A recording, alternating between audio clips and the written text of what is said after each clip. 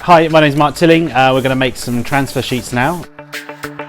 So we're going to use a guitar sheet, and we've got some tempered cocoa butters, and we're going to splash it and splatter it over the transfer sheet, over the guitar sheet. Then we're going to let that dry. Then we're going to spread it with chocolate.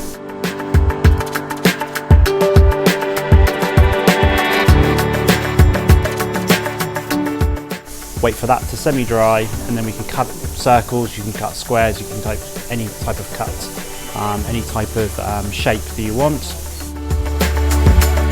Then it will go into the fridge to crystallise, and then you have some lovely decorations that you can use to decorate a dessert or a cake.